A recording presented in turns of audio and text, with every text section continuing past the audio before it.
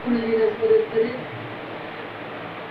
तालुक्यातील राहुल गावच्या हद्दीतील आदिवासी शेतकऱ्यांच्या जमिनीवर केलेलं अतिक्रमण आज पोलीस बंदोबस्तामध्ये हटवण्यात आलं.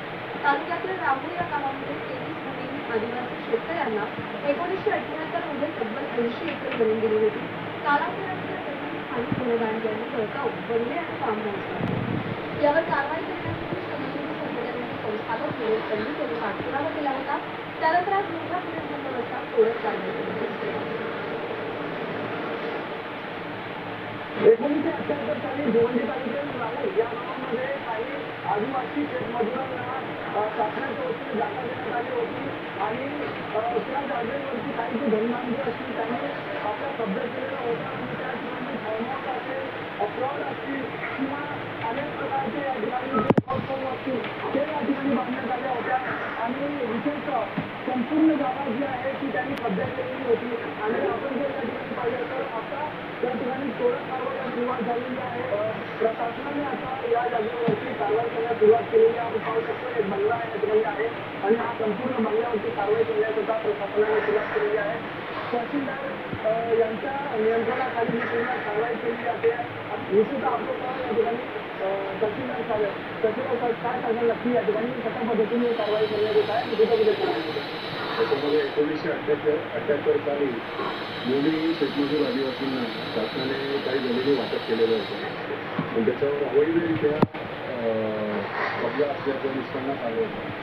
भागामध्ये हा कब्जा आहे आणि किती ठिकाणी कारवाई चालू एकूण 23 प्लॉट वाटप करण्यात आले होते. त्यापैकी 16 प्लॉटबाबत आपल्याला जबाब प्राप्त झाले होते आदिवासी बांधवांचे. तर अशा 16 प्लॉटवरच कारवाई सुरू आहे. पहिल्या ठिकाणी तर काही जे शेतकरी होते आदिवासी त्यांना आपल्या उदरनिर्वाहासाठी ही जागा जी आहे त्यांना देण्यात आली होती शासनाच्या वतीने. परंतु त्या जागेवरती काही जे धनदांडे असतील त्यांनी कब्जा केलेला होता आणि त्या ठिकाणी अशा पद्धतीनं माझ्या पाठीमागे तुम्ही पाहतो त्या पद्धतीनं बंगले असतील किंवा पक्की घरं असतील किंवा फार्म हाऊस असतील अशा पद्धतीने त्यांनी बांधून ठेवलं होतं आणि त्या जागेची माहिती आता प्रशासनाला दिल्यानंतर कळाल्यानंतर त्यांनी आता त्या जागेवरती कारवाई करण्यास सुरुवात केलेली आहे.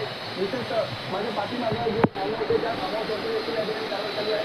जवळपास 16 ठिकाणी ज्या ठिकाणी अशा पद्धतीने कब्जा केलेला आला होता त्या ठिकाणी आता ही कारवाई करण्यात येत आहे प्रशासनाच्या वतीनं. आणि जे मूळ शेतकरी होते ज्यांना ही जागा अलॉट झाली होती त्यांच्या हातामध्ये आता ही जागा देण्यात येणार आहे प्रशासनाच्या वतीनं. आणि माहितीची माझा भिवंडी. विधिमंडळाच्या अर्थसंकल्पीय अधिवेशनाच्या पहिल्याच दिवशी आशा सेविकांच्या मागण्यांचा मुद्दा विरोधकांनी विचारला होता. मुंबईतल्या आझाद मैदानात गेल्या 1.25 महिन्यापासून आशा सेविका आणि गटप्रवर्तकांचं आंदोलन सुरू आहे. त्यांना 7,000 रुपयांची वाढ हवी अशी मागणी त्यांच्याकडून केली जाते आणि तीच मागणी विरोधी पक्षनेते विजय वडेट्टीवार यांनी केली. त्यावर उपमुख्यमंत्री आणि अर्थमंत्री अजित पवार यांनी उत्तर दिले. सरकार मागण्यांबाबत विचार करत आहे असं अजित पवार म्हणाले. अध्यक्ष महोदय, या राज्यातील जवळपास 80,000 आशा वर्कर आणि गटप्रवर्तक 1.25 महिना झाला अध्यक्ष महोदय आंदोलन करतात. 1.25 महिना झाला. तुम्ही मागच्या वेळेस 2023 मध्ये 3,000ची वाढ केली आणि आता 1.5 महिन्यापासून या विद्यार्थ्यांचा 7,000 रुपयाचा आपण थोडक्यात सभागृहाला माहिती द्या. आझाद मैदानावर अध्यक्ष महोदय माननीय मुख्यमंत्री महोदय 1.5 महिन्यापासून बसले घर सोडून बसलेले आहेत. आपल्याला विनंती आहे कॅबिनेट पुढे जाण्यासाठी डिपार्टमेंटचा प्रस्ताव 7,000 रुपये वाढीचा तयार. मग 6 महिन्याभर ते सगळे ऊन ताण घर दार सोडून सगळ्या महिला तिथे आहेत. त्यांची काळजी महाराष्ट्रात घ्यायची नाही का? आणि त्यांची मागणी जास्त मागणी आहे. इतर राज्याच्या तुलनेत यांनी जे आंदोलन पुकारलं आहे त्यामध्ये आपल्याला विनंती आहे की कॅबिनेटचा प्रस्ताव आला आणि 7,000 रुपयाची वाढ आहे ती तरी करून घ्या. राज्याच्या मुख्यमंत्र्यांनी स्वतः त्यांना अनेकदा वेळ दिला, अनेकदा चर्चा केली.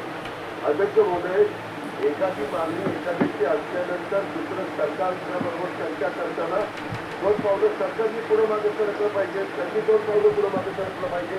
त्या आपल्याच सगळ्यांच्या बहिणी आहेत, आपल्याच मुली आहेत. त्याच्याबद्दल सरकारचं दुमत असल्याचं काही कारण नाही. सरकारच्या बाबतीमध्ये सकारात्मकच आहे. परंतु अलीकडच्या काळात काही गोष्टी अशा घडतात हे असं आम्हाला असंच झालं पाहिजे. असं कसं होईल? शेवटी बाकीचं पण